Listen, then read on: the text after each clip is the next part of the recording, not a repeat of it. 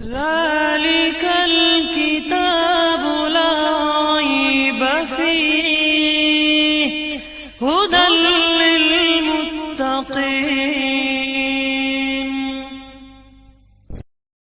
الحمد لله رب العالمين والعاقبة للمتقين والصلاة والسلام على سيد المرسلين أما بعد. قال الله تبارك وتعالى في كلامه المجيد: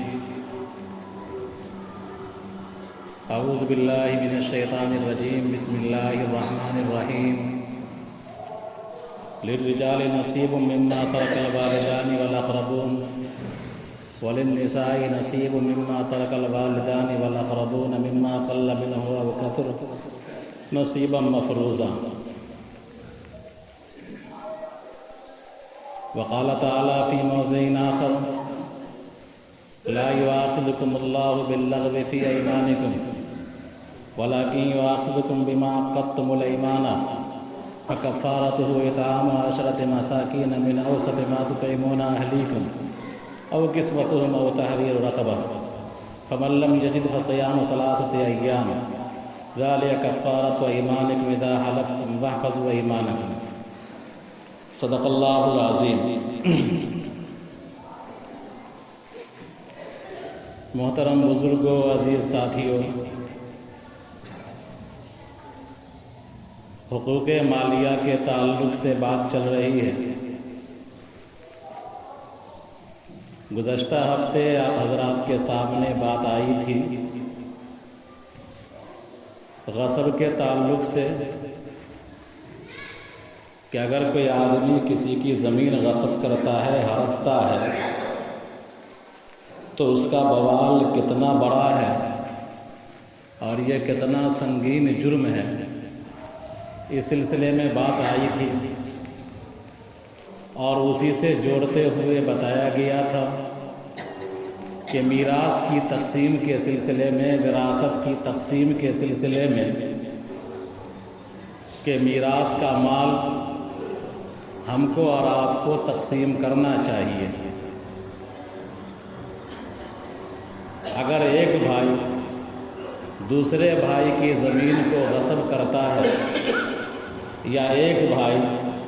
وراثت کے مال میں اپنے بہن کی زمین کو غصب کرتا ہے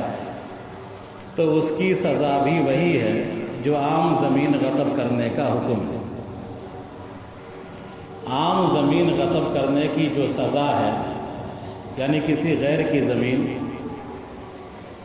تو وہی سزا اگر بھائی اپنے بھائی کی زمین کو ہڑپتا ہے یا بھائی اپنے بہن کے میراث کو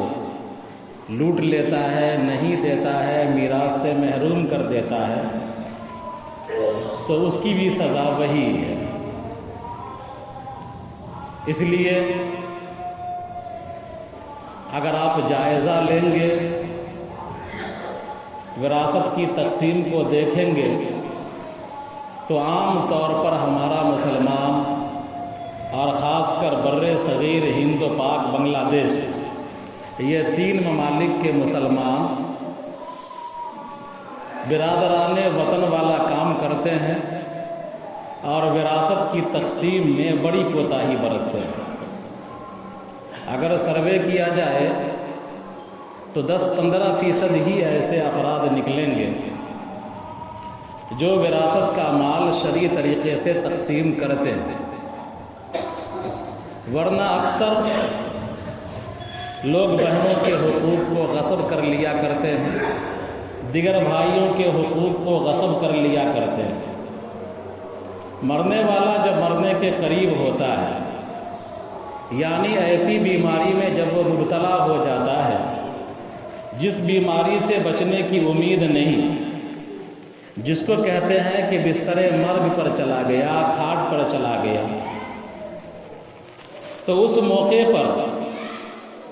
اگر کتنوں بڑا مالدار ہو، اس کے تمام اموال میں ورثہ کا حق وابستہ ہو جاتا ہے، چپک جاتا ہے. لہذا اگر کوئی آدمی اس کیفیت میں ہے کہ اب مرا تب مرا، اس موقع پر اگر دان پون بھی کرتا ہے، اگر وہ چاہے گا کہ میری پوری پراپرٹی مسجد کے نام وقف کر دوں میں، یا کسی مدرسے کو دے دوں، کسی غریب کو دے دوں، تو اس کا یہ وصیت کرنا، یہ حکم دینا رانگ نمبر چلا جائے گا، کل عدم ہو جائے گا۔ ایسی بیماری میں اگر کوئی انسان مبتلا ہو گیا، جسمی بیماری سے بچنے کی امید نہیں ہے، حالت یہ ہے کہ اب وہ جا رہا ہے تب جا رہا ہے، اس موقع پر اگر وہ اپنی لڑکھڑائی آواز میں وہ کہہ بھی دیتا ہے کہ میرے مال میں سے 5 بیگھہ فلانی مسجد کو دے دینا، 10 بیگھہ فلانے مدرسے کو دے دینا، تو یہ اس کا حکم رانگ ہے، جب تک کہ ورثاء نہ چاہے، اس لیے کہ جو ورثاء ہیں وہ تمام ورثاء کا حق اس مال میں چپک گئے۔ اس سے پہلے اگر آپ صحت سے ہیں، تندرستی سے ہیں، اچھے خاصے ہیں، ہٹے کٹے ہیں، تو آپ کا مال ہے، آپ جو چاہیں اپنے مال میں تصرف کریں۔ کسی اولاد کو یہ حق نہیں دیا ہے شریعت نے کہ بغیر مرض وفات میں مبتلا ہوئے باپ کے صحت کے زمانے میں بیٹا میراث کا مطالبہ کر لے، شریعت نے یہ حق نہیں دیا ہے، بلکہ ایک موقع پر تو جناب نبی کریم صلی اللہ علیہ وسلم کے پاس سنایا تھا، کبھی یاد ہوگا کہ ایک بیٹے نے اپنے باپ کی شکایت کی، اور شکایت یہ کی کہ دیکھیے اتنا مال ہے ہمارے پاس، ہمارے باپ کے پاس، اور ہمارا باپ پھوہر ٹائپ کا ہے، مال خرچہ کرتا رہتا ہے اور ہم لوگوں کے حقوق کا خیال نہیں کرتا۔ اللہ کے رسول صلی اللہ علیہ وسلم کو یہ بات پہنچی، آپ صلی اللہ علیہ وسلم نے اس صحابی کو جس کے بیٹے نے باپ کی شکایت کی تھی، اس صحابی کو بلوا بھیجا۔ جیسے ہی اس کو خبر ملی کہ میرے بیٹے نے میرے خرچ کرنے کے تعلق سے شکایت کی ہے، میں جو مال خرچ کرتا ہوں اس کے تعلق سے شکایت کی ہے، تو اس نے کچھ اشعار پڑھے تھے، جو اشعار کبھی سنایا تھا ابھی ذہن میں موجود نہیں ہے، کہ اس اشعار کا مفہوم یہ تھا کہ ذرا بچپن کو یاد کرو کہ بچپن میں تم پیدا ہوئے کتنے کمزور تھے، تمہارے باپ ماں تم کو کھلا رہے تھے، تم کو کھانا پینا کھلا رہے تھے، تمہاری پرورش برداشت کر رہے تھے، اگر تم کو بخار لگ جاتا تھا تو پورا گھر تمہارے ماں اور تمہارے باپ دونوں بے چین ہو جایا کرتے تھے، اگر تم کو کوئی کانٹا چبھتا تھا تو آنسو تیرے باپ کے آنکھ سے نکلتا تھا۔ اس مفہوم کے اس نے اشعار کہیں، اور آج تو میری شکایت کرنے گیا ہے جناب نبی کریم صلی اللہ علیہ وسلم کے پاس، تو جانتا نہیں ہے کہ میں یہ مال کہاں خرچہ کرتا ہوں، میں یہ مال تم پر خرچہ کرتا ہوں، اپنی بیویوں پر خرچہ کرتا ہوں، یا تمہاری ماں پر خرچہ کرتا ہوں، دیگر رشتہ داروں کے حقوق کو ادا کرتا ہوں، تو میری شکایت کرنے چلا گیا۔ بہرحال اللہ کے رسول صلی اللہ علیہ وسلم کو جبرائیل امین نے خبر کر دیا کہ آپ جن صحابی کو بلا رہے ہیں انہوں نے چاہی نہ چاہی کچھ اشعار پڑھے ہیں، آپ ان سے سنیے وہ اشعار۔ چنانچہ اللہ کے رسول صلی اللہ علیہ وسلم کی مجلس میں جب وہ آئے تو آپ صلی اللہ علیہ وسلم نے پوچھا کہ بتاؤ تم نے جو شعر پڑھے ہیں وہ شعر مجھ کو سناؤ، وہ اشعار مجھ کو سناؤ۔ تو اس نے کہا کہ اللہ کے رسول وہ شعر تو میں نے دل میں پڑھا تھا، زبان سے اس کا تکلم بھی نہیں کیا تھا، آواز بھی باہر نہیں نکلی تھی، لیکن آپ واقعی اللہ کے رسول ہیں اور ہمارا خدا واقعی برحق ہے جو دلوں کے بھید سے واقف ہے، اس نے میرے دل کی بات کو آپ تک نقل کر دیا، آپ کو بتلا دیا۔ بہرحال اس نے وہ اشعار سنائے تو نبی کریم صلی اللہ علیہ وسلم نے بیٹے کا کالر پکڑا، گردن کے قریب کپڑا، اور کہا انت و مالک لابیک، کہ تو بھی اور تیرا مال تیرے باپ کا مال ہے، یعنی تو بھی اپنے باپ کا ہے، تیرا مال بھی جو ہے وہ تیرے باپ کا ہے۔ تو میں یہ کہہ رہا اس لیے چاہ رہا ہوں کہ جب تک باپ صحت سے ہے، تندرستی سے ہے، تب تک ماں صحت سے ہے، تندرستی سے ہے، تب تک بیٹے کا کوئی حق اس کے مال میں نہیں ہے۔ اگر وہ خرچہ کرتا ہے بیٹوں پر تو یہ باپ ماں کا احسان ہے اس پر۔ بہرحال لیکن اگر مرض وفات میں مبتلا ہو گیا، ایسی بیماری میں جس سے بچنے کی کوئی امید نہیں ہے، تو اب اس صورت میں جتنے ورثاء ہیں، جتنی اولادیں ہیں، جن کو حصہ ملنا ہے، ان تمام کا حق جو مرنے والا بستر مرگ پر ہے اس کے مال سے چپک جاتا ہے۔ لہذا اس موقع پر اگر اپنے پورے مال کی وصیت بھی کر دے گا تو یہ وصیت کالعدم ہو جائے گی، اس کی کوئی حیثیت نہیں۔ بہرحال مرنے والا جب مر جاتا ہے تو اس کے مال کے اندر 4 حقوق وابستہ ہوتے ہیں۔ پہلا حق یہ ہے کہ اس کے مال سے کفن دفن کا انتظام کیا جائے، اس کے مال سے کفن دفن تجہیز و تکفین قبر کھدائی وغیرہ کا نظم کیا جائے، یہ پہلا حق ہے۔ دوسرا حق اس کے مال سے جو چپکتا ہے وہ کیا ہے؟ قرض خواہوں کا حق ہے کہ اگر اس کے ذمے کوئی قرض ہے تو وارثین کی جو اس کے مال کے لیے منہ بائے ہوئے ہیں ان کی ذمہ داری ہے کہ اپنے مورث جو مرنے والا مرا ہے اس کے ذمے جو قرض ہے اس کو تلاشیں، تحقیق کریں کہ ہمارے ابا کے تعلقات کس سے تھے، ہماری ماں کے تعلقات کس سے تھے، کس سے ادھار پیچا چلتا تھا، اس کے پاس جا کر کے پوچھیں، اللہ کا واسطہ دے کہ آپ کو اللہ کا واسطہ آپ ذرا بتلائیے کہ میرے والد پر یا میری والدہ پر آپ کا کوئی قرض ہے۔ اگر ڈائری لکھی ہوئی ہے کوئی بات نہیں ہے، اگر نہیں لکھی ہوئی ہے تو پوچھے، یہ ورثہ کی ذمہ داری بنتی ہے، یہ بھی فرض ہے۔ جا کر کے پوچھے، معلوم ہو جائے کہ ہاں ہمارے مورث چاہے والدہ ہوں چاہے والد ہوں یا اور دیگر رشتہ دار ہوں، اگر پتہ چل جائے کہ ان کے ذمے کچھ قرض ہے تو ان کے چھوڑے ہوئے مال میں سے قرض کی ادائیگی کی جائے گی،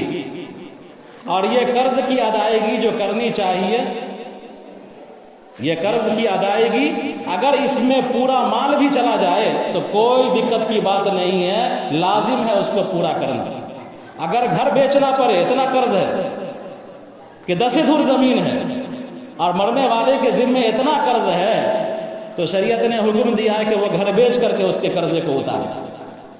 تو قرض کی بڑی اہمیت ہے۔ مرنے والا اگر مر جاتا ہے، میں پہلے ہی بتلایا تھا، اور اس کے ذمے قرض تھا، جناب نبی کریم صلی اللہ علیہ وسلم نے جنازے کی نماز نہیں پڑھائی، صحابی کو حکم دیا کہ پڑھ لو، بلکہ بعض لوگوں نے کہا ہے کہ قرض جس کے سر پر ہو اور وہ انتقال کر جائے تو جنت کی خوشبو سے وہ دور رہتا ہے، تاکہ اس کے ذمے جو قرض ہے وہ ادا کر دیا جائے۔ لہذا ورثہ کی یہ ذمہ داری بنتی ہے کہ مرنے والا جو مرا ہے یا مری ہے اس کے ذمے جو قرض ہے اس کی تحقیق کریں، چھان پھٹک کریں، اور جیسے ہی پتہ چل جائے کہ فلاں کا قرض ہے تو اس کی ادائیگی کی کوشش کریں۔ یہ پہلی ترجیح۔ دوسری ترجیح، اور یہ لازم ہے، اگر قرض میں پورا مال چلا جائے تو کوئی دقت کی بات نہیں ہے، خیرات بعد میں کیجیے، پہلے یہ سب کام کیجیے۔ تیسرا حق جو وابستہ ہوتا ہے وہ وصیت کا، یعنی اگر مرنے والے نے وصیت کیا ہے اپنے صحت کے زمانے میں، تندرستی کے زمانے میں کہ میرے مال میں سے اتنا فلاں کو دے دینا، اتنا فلاں کو دے دینا، اگر ایسی وصیت کیا ہے اور وہ وصیت اس کے چھوڑے ہوئے مال کے تہائی کے اندر ہے، 1/3 کے اندر ہے، یعنی اس تمام وصیت کو نافذ کیا جائے گا اور مرنے والے کے مال میں تہائی ہی خرچہ ہوگا تو اس وصیت کو نافذ کیا جائے گا۔ اور اس کے بعد جو حق وابستہ ہوتا ہے وہ ورثہ کا حق ہوتا ہے وابستہ، اس میں بیٹے ہیں، بیٹیاں ہیں، جو بھی ہیں ورثہ سب جانتے ہیں، سب کسی نہ کسی کے وارث ہیں، تو ان کے حقوق وابستہ ہوتے ہیں۔ اگر مرنے والے مر چکے ہیں، اس کے ذمے قرض ہے، اس کے ذمے ادھار ہے، یا اسی طرح ورثہ میں چھوٹے چھوٹے بچے ہیں، کوئی بڑا بھی ہے، تو اس کے مال میں سے، اس کے چھوڑے ہوئے مال میں سے فقہا نے خیرات کو بھی منع کر دیا ہے کہ قرآن خوانی کروا کر کے بھی اس کا مال خرچہ نہ کیجیے۔ کیوں؟ اس لیے کہ اس کے مال میں چھوٹے چھوٹے بچے کا حق وابستہ ہو چکا ہے۔ لہذا بڑا آدمی تو اجازت دے دے گا، لیکن چھوٹا بچہ اگر اس کا وارث ہے تو وہ شریعت کا مکلف ہے ہی نہیں. اگر وہ اجازت بھی دے دے گا تو اس کی اجازت کالعدم سمجھی جائے گی. تو خیرات پر بھی پابندی لگا دی ہے فقہا نے، یعنی اتنا احتیاط کرنا ہے وراثت کے مال کی تقسیم کے سلسلے میں. بہرحال ہم کو اور آپ کو چاہیے کہ وراثت کے مال میں جو بہنوں کا حق ہوتا ہے، جو بیٹیوں کا حق ہوتا ہے، ان حقوق کو ہم فراموش نہ کریں. بہن گرچہ شادی ہو کر کے چلی گئی ہے اپنے گھر پہ، لیکن مال کی طلب کس کو نہیں ہوتی ہے؟ ایک ہی ماں باپ کی اولاد ہے، بیٹے کو مال کی طلب ہو اور بیٹی کو مال کی طلب نہ ہو. بیٹا چاہے پورا مال رکھنا اور بیٹی چوہنی اور دوہنی بھی نہ چاہے، یہ کہاں کا تقاضا، کہاں کا انصاف ہے؟ لہذا اپنی بہنوں کو یا اپنی بیٹیوں کو میراث میں کبھی محروم نہیں کرنا چاہیے. اگر آپ محروم کرتے ہیں اور اس کے مال کو غصب کرتے ہیں تو سمجھ جائیے کہ انما تأکلون فی بطونہم نارا، کہ اس مال سے جو کچھ بھی آپ کھائیں گے آپ کا انگارہ کھائیں گے، آگ کا انگارہ کھائیں گے. اپنے پیٹ میں آپ لقمہ نہیں بھریں گے، گیہوں اور مکئی نہیں بھریں گے، بلکہ اپنے پیٹ میں آپ آگ کا انگارہ بھریں گے. بہرحال وراثت کے مال کی تقسیم ضروری ہے. میں پہلے بھی کہا تھا کہ جو ورثہ ہیں ان کے ذمے فرض عین ہے. اگر ورثہ کوتاہی کرے تو ان کے کنبے کے جو بڑے رشتہ دار ہیں، معزز لوگ ہیں، ان کے ذمے فرض کفایہ ہے کہ وہ وراثت کے مال کی تقسیم کروائیں. ایک دوسری آیت میں نے پڑھی ہے، وہ یمین کے تعلق سے، قسم کے تعلق سے. قسم کے تعلق سے میں پہلے ہی بتلایا تھا کہ قسم کی 3 قسمیں ہیں. ایک قسم ہے یمین غموس کہلاتا ہے، جھوٹی قسم، یعنی جان بوجھ کر آپ نے یہ کام کیا ہے اور آپ قسم کھا کر کے کہتے ہیں کہ میں نے نہیں کیا، یا آپ نے یہ کام نہیں کیا ہے اور قسم کھا کر کے کہتے ہیں کہ میں نے کیا ہے. یا دوسرا آدمی آپ کو قسم کھا کر کے آپ کو پھنساتا ہے کہ ہاں فلاں آدمی نے خدا کی قسم یہ کام کیا ہے، تو یہ یمین غموس ہے، جھوٹی قسم. اور ایک ہے یمین لغو، کہ بات بات میں آدمی قسم کھاتا رہتا ہے. جیسے کہ دکاندار وغیرہ ہیں، ہر دن میں نہ جانے کتنی مرتبہ قسم کھاتے رہتے ہیں. اسی لیے دکانداروں سے کہا گیا ہے کہ تم صدقہ کیا کرو، تاجروں سے کہ تم روزانہ صدقہ کیا کرو، اس لیے کہ تم خواہی نہ خواہی بات بات میں تمہاری زبان سے قسمیں نکل جایا کرتی ہیں، اللہ کا نام بیچ میں آ جایا کرتا ہے اور تم احتیاط نہیں کر پاتے ہو. لہذا صدقہ و خیرات کرتے رہو تاکہ تم سے جو غلطیاں کوتاہیاں ہو رہی ہیں جانے انجانے میں، یہ غلطیاں دھلتی رہے. تو یہ یمین لغو ہے. ایک یمین منعقدہ ہے، ایک تیسری قسم کہ آئندہ کسی کام کے کرنے کی یا آئندہ کسی کام کے نہ کرنے کی قسم کھلانا یا کھانا، یہ یمین منعقدہ ہے. اگر کوئی آدمی آئندہ کسی کام کے کرنے کی یا آئندہ کسی کام کے نہ کرنے کی قسم کھا لیتا ہے تو اس پر اگر وہ قسم کو توڑتا ہے تو کفارہ لازم ہے، کفارہ ادا کرنا ہوگا. اور وہ کفارہ کیا ہے آپ سب جانتے ہیں کہ 10 مسکین کو کھانا کھلانا ہے دونوں وقت کا. اگر کھانا نہیں کھلا سکتے ہیں تو 10 مسکین کو کپڑا پہنانا ہے، اور اگر کپڑا نہیں پہنا سکتے ہیں تو ایک غلام اگر مملوک ہے تو وہ آزاد کرنا ہے. اگر یہ سارے امور نہیں کر سکتے ہیں تو 3 دن کا روزہ رکھنا ہے. تو یہ کفارے ہیں یمین کے، قسم کے. لہذا بات بات میں قسم کھلانا یا کھانا، اس کی مذمت ہے احادیث کے اندر. حدیث میں ہے، اور میں نے جو آیت پڑھی ہے اس آیت کے اندر ہے واحفظوا ایمانکم، کہ اگر تم قسم کھا لو کسی بات کی تو اس کو پورا کرو، اس کو یاد رکھو، اس کو توڑو نہیں. اگر تم توڑ دیتے ہو تو دنڈنیہ اپرادھ ہے، کفارہ لازم ہو جائے گا. بہرحال لیکن جو آدمی خواہی نہ خواہی دوسرے کو قسم دیتا رہتا ہے اور دوسرا آدمی اس کی بات رکھنے کے لیے قسم کھاتا رہتا ہے، اور وہ جانتا ہے، قسم دینے والا بھی جانتا ہے کہ ہمارے قسم کا یہ خیال نہیں رکھے گا، اور قسم کھانے والا بھی جانتا ہے کہ ہمارے قسم کا، ہم جو قسم کھا رہے ہیں وہ یوں ہی قسم کھا رہے ہیں، چاہے چھوٹکی کاف سے کھائیں چاہے بڑکی کاف سے کھائیں، دونوں برابر ہے. چھوٹکی کاف سے کھائیں یا بڑکی کاف سے کھائیں،